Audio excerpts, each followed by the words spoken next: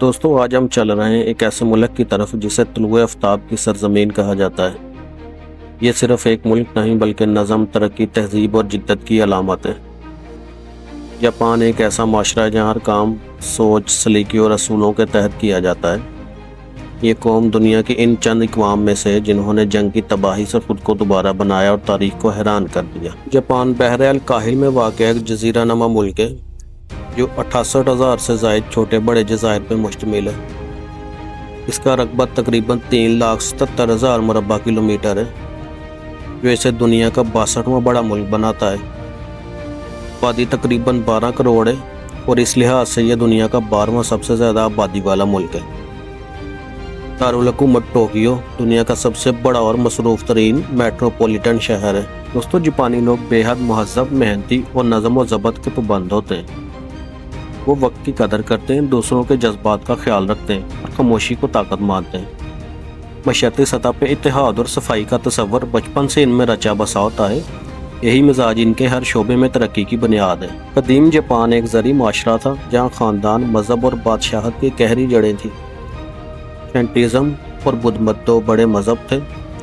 لوگ قدرتی خوبصورتی میں زندگی گزارتے تھے۔ قدرتی خوبصورتی، پہاڑ، دریا اور درخت ان کی روحانی زندگی کا حصہ ہے۔ یہ تہذیب آج بھی ان کے فن، عبادت اور طرز زندگی میں جھلکتی ہے۔ سامورائی جاپان کے سپاہی تھے جن کا کردار صرف جنگجو ہونا نہیں بلکہ تہذیب کا محافظ بننا بھی تھا۔ وشیڈو فلسفہ یعنی عزت، وفاداری، قربانی اور سچائی ان کی زندگی کا اصول تھا۔ یہ جنگجو اپنے آقا کے لیے جان دینا فخر سمجھتے تھے اور شکست پر ہار ماننے کی بجائے سیپکو یعنی خودکشی کو عزت کا راستہ سمجھتے تھے۔ 1868 میں میجی ریسٹوریشن کے ذریعے جاپان نے خود کو جدید دنیا کے لیے تیار کیا۔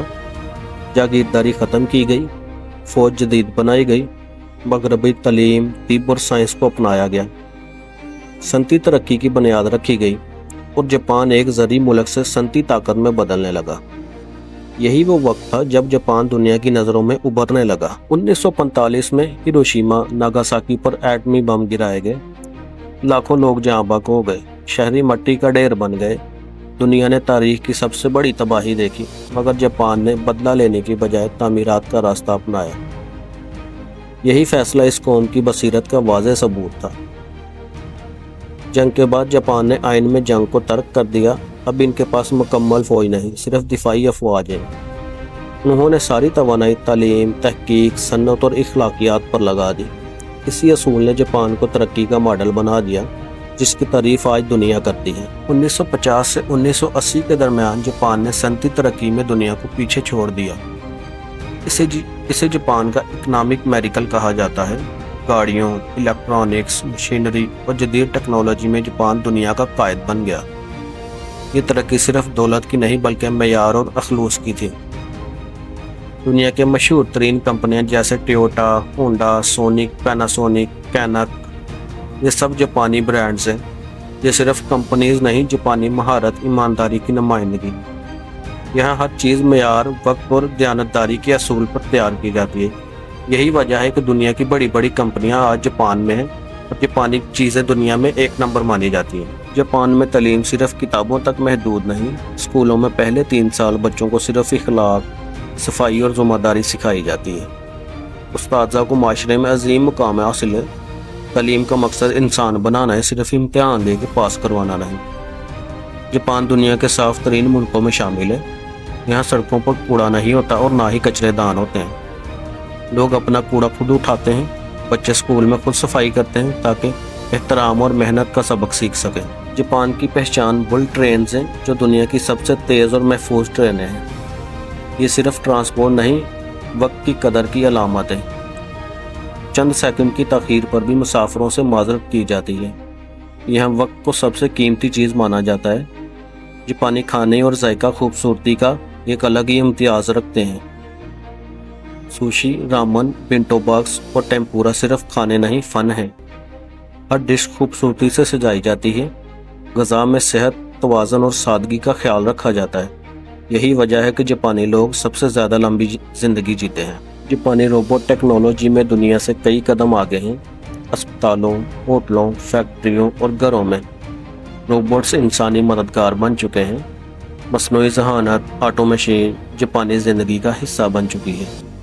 یہاں مستقبل حال میں زندہ ہے۔ جاپانی تہوار، جاپان کے تہوار فطرت، تاریخ اور روحانی ضبط عکاسی کرتے ہیں۔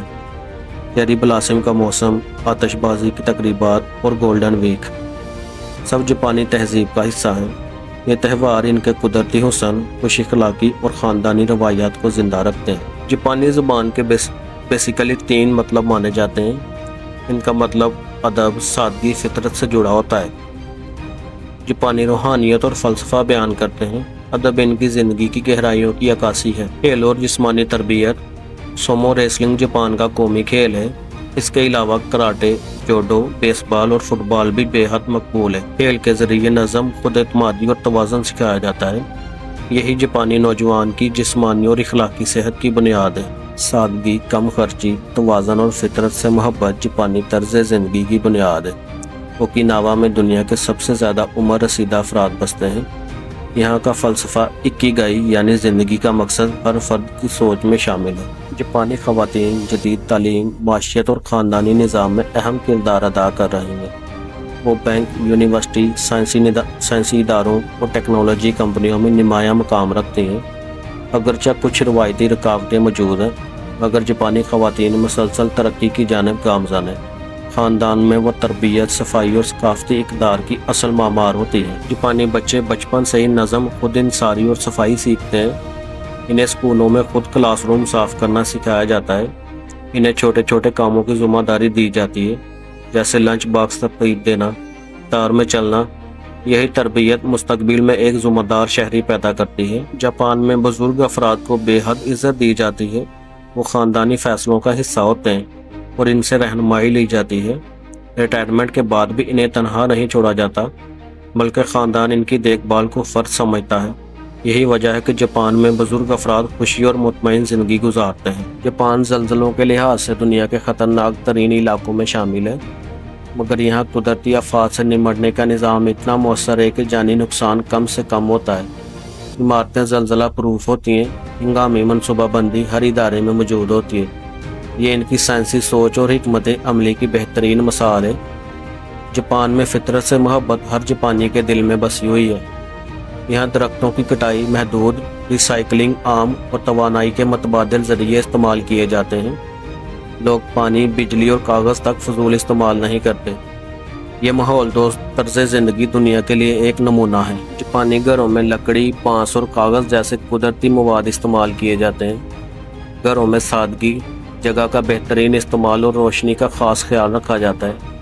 روایتی تاتامامی فرش اور سلائڈنگ دروازے آج بھی جاپان کی پہچان ہے۔ یہ فن تعمیر، سہولت، فطرت اور خوبصورتی کا حسین شاہکار ہے۔ جاپانی ادب میں سادگی، فطرت اور وقت کی قدر جھلکتی ہے۔ جاپانی فلسفہ ذہن، سکون، موجودہ لمحے میں جینے اور سادگی پر زور دیتا ہے۔ یہ ادب ان کے مزاج اور روح کی عکاسی کرتا ہے۔ جاپانی معاشرہ زیادہ تر شینٹو اور بدھ مت سے متاثر ہے۔ یہاں مذہب کوئی سخت قانون نہیں بلکہ روحانی رہنمائی کا ذریعہ ہے۔ مندروں میں خاموشی، صفائی اور فطرت کے ساتھ لگن دیکھی جاتی ہے۔